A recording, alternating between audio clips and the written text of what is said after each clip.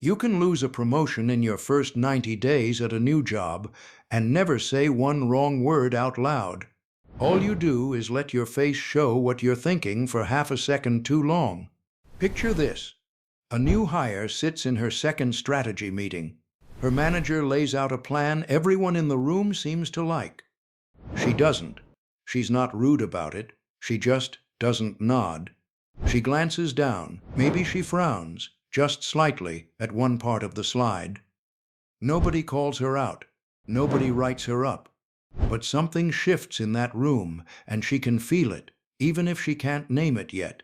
Nobody says a word about it out loud. The meeting keeps moving. Slides change. People nod.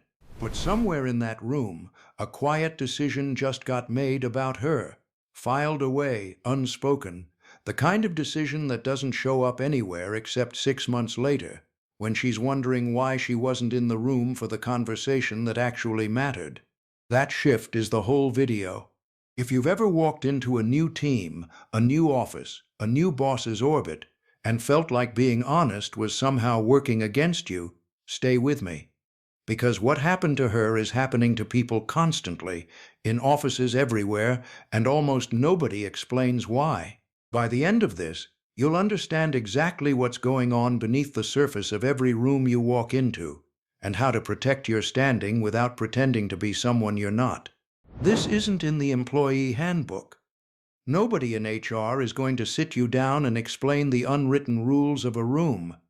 The moves that actually decide who rises and who quietly gets frozen out. Those get learned the hard way, usually after the damage is already done. That's what this channel exists for, not motivational noise. The moves nobody explains, the patterns that repeat themselves in every office, in every decade, whether anyone in the room realizes it or not. Here's the shape of what's coming. First, I'm going to show you exactly how a room quietly decides who belongs in it, and it's not about talent. Then we're going to walk through a real case from the business world where one person figured this out and one person didn't, and the gap between them will surprise you. And toward the end, I'll hand you the one shift in thinking that flips this entire dynamic in your favor. The part most people watching this will actually go back and re-watch. If any of this sounds familiar so far, drop a quick same in the comments. Costs you 2 seconds, and it helps more people find this before it happens to them. Now, here's the part almost nobody says out loud. Rooms don't reward your honesty. They reward your fit. Your opinion can be completely correct and still cost you everything if it arrives in the room the wrong way, at the wrong time, in front of the wrong faces. Think about the last time you disagreed with something at work. Not loudly, not dramatically, just visibly. Maybe you didn't say a word. Maybe you just didn't perform agreement the way everyone else did. Here's the dangerous part. That silence gets read as something. A group of people in a room together is constantly, quietly measuring who's with them and who isn't. You don't get to opt out of that measurement just because you didn't speak. And this is where it gets uncomfortable, because it cuts 2 ways. You might be the one doing this to someone else right now, deciding, without even noticing, that a new person on your team is not quite one of us, because they didn't laugh at the right moment. And somewhere else, right now, someone is doing the exact same thing to you, reading your face, filing you under a category you didn't choose and don't know about. This isn't paranoia. It's just how groups work, and it's been true since long before either of us showed up to a job. So how do you survive that? Without becoming fake, without losing yourself, without turning into someone who just says whatever the room wants to hear? That's the real question, and the answer isn't what most people assume. Let's go somewhere concrete to see it play out. Years ago, in the corporate world, there was an executive, a rising operations lead at a mid-sized manufacturing company, who joined an executive team that had run the same way for over a decade. The culture was cautious, consensus-driven. Everyone spoke carefully, deferred to the founder's instincts, and rarely pushed back in front of the group. Meetings had a rhythm to them. almost like a ritual. Proposals were introduced gently. Questions came wrapped in compliments, and disagreement, when it happened at all, happened quietly, after hours, in someone's office with the door half closed. This new leader had been hired specifically because she thought differently. That was the whole point of bringing her in. The board wanted fresh judgment, sharper instincts, someone who wouldn't just go along with the room out of habit. And for her first few months, she made a mistake that felt completely reasonable at the time. She said what she actually thought. In meetings, out loud, in front of everyone. When a plan seemed weak, she said so. When numbers didn't add up, she pointed it out, right there in the room, in real time. Here's the dangerous part. She was almost always right, and it didn't matter. Within a few months, she noticed something strange. She stopped getting invited to the smaller pre-meetings, the informal conversations where the real decisions actually got shaped before they ever reached the main room. Calendar invites that used to include her started going out without her.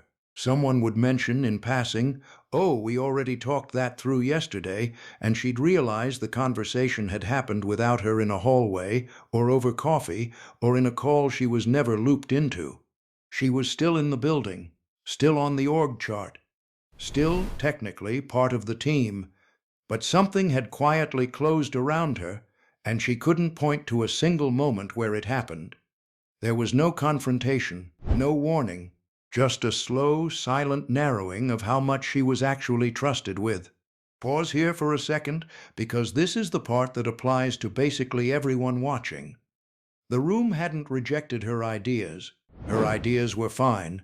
The room had rejected the way she delivered them, publicly, immediately, without warning. In a culture built on careful, private consensus, being the person who breaks that pattern in front of everyone doesn't read as smart. It reads as a threat to the group's rhythm, and groups protect their rhythm before they protect the truth, every time. Now here's where this gets interesting, because there's a second person in this story, a colleague of hers on that same team who disagreed with the founder just as often, maybe even more.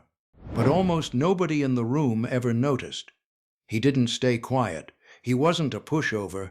He simply learned, early on, to separate two things that most people accidentally fuse together: what he actually thought, and how he let the room see him thinking it.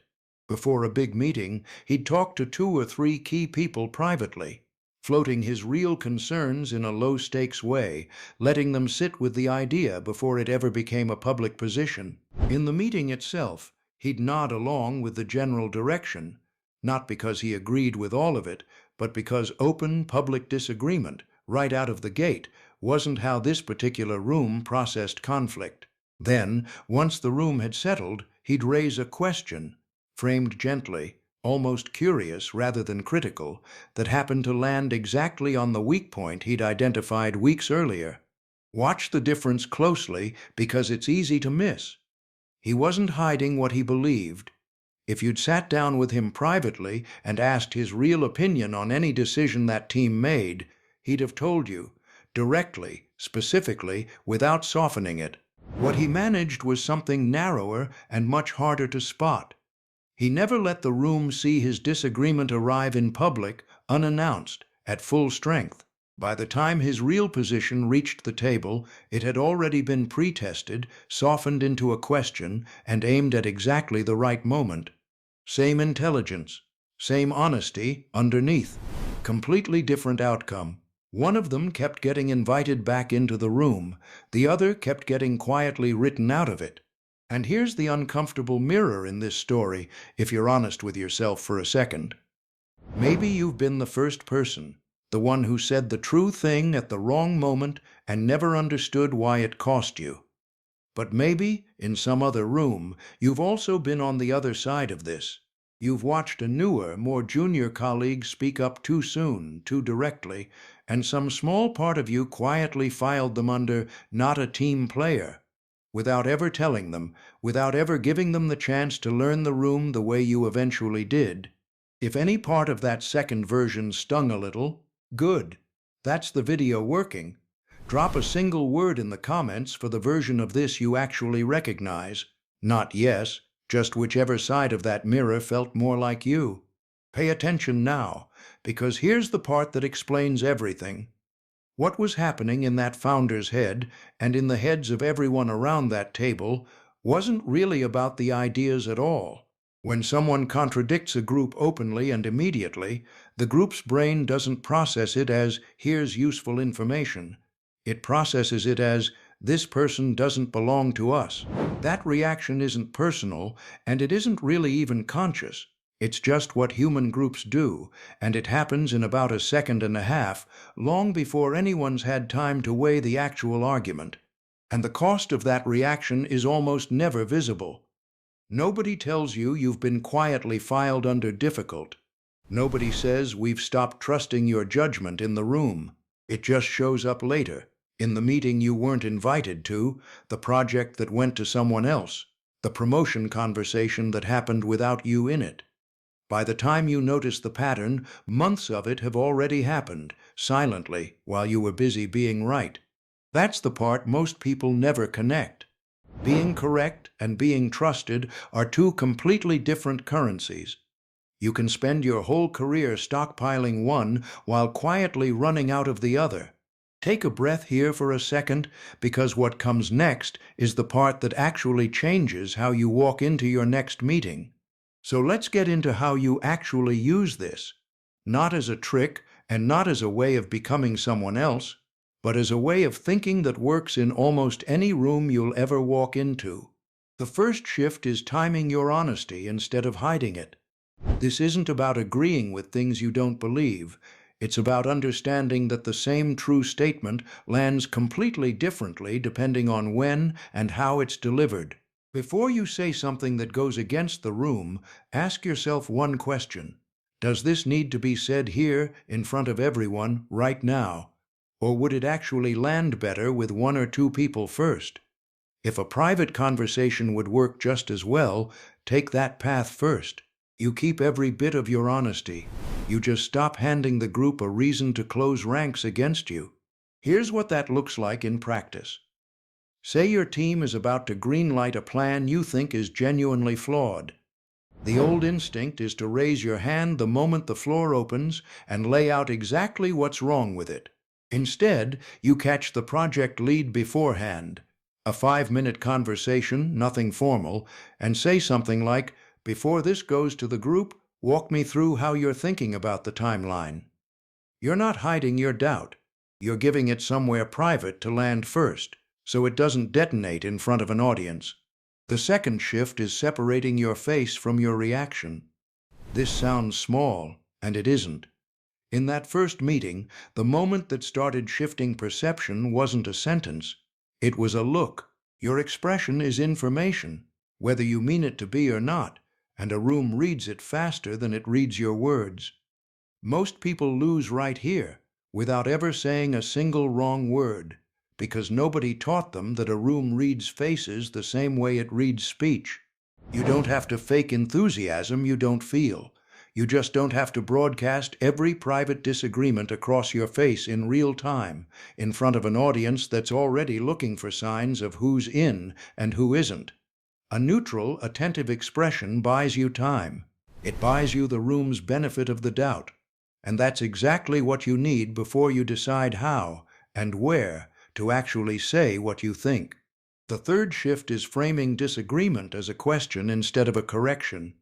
There's a specific reason the second person in that story kept asking questions instead of making statements. A correction puts you above the room. It says, quietly, I already know better than all of you. A well-placed question puts you inside it, working on the same problem as everyone else, even when the question is doing exactly the same job a blunt objection would have done. Have we stress-tested this against last quarter's numbers? Gets you a very different reaction than, this plan doesn't account for last quarter's numbers. Same information, same concern. One version invites the room to think with you, the other invites the room to defend itself against you. The information gets through either way. Only one version gets you invited back to the next conversation. Here's the thing underneath all three of these, and it's the part I promised you earlier, the real shift. This was never about hiding who you are. It's about understanding that a room is a separate thing from your mind, with its own rules, its own rhythm, its own way of deciding who's trustworthy. You get to keep every one of your actual opinions fully intact, completely yours. What changes is your understanding that the room doesn't need access to all of them, all at once, in public. Your judgment stays yours. Your delivery becomes strategic. That's not dishonesty. That's the difference between someone who understands rooms and someone who's still getting quietly filtered out of them without knowing why. This is where most advice about authenticity at work quietly falls apart. Being authentic was never supposed to mean broadcasting every unfiltered thought the second it forms. The people who last longest, climb furthest, and keep the most influence in any organization aren't the ones who say the least true things.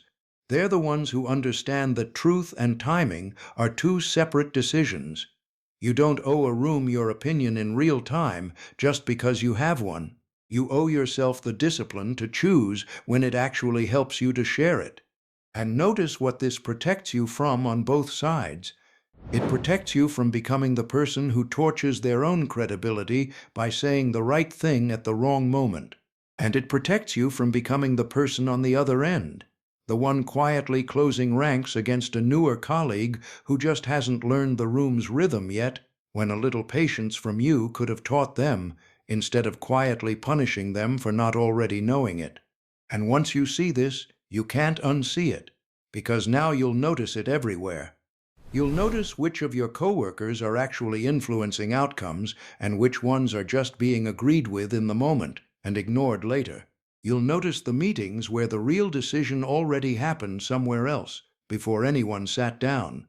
And you'll start to understand that staying quiet in the moment isn't weakness. Sometimes it's the most strategic thing in the room. This is where people sabotage themselves without realizing it, right after they learn something like this. They swing too far the other way.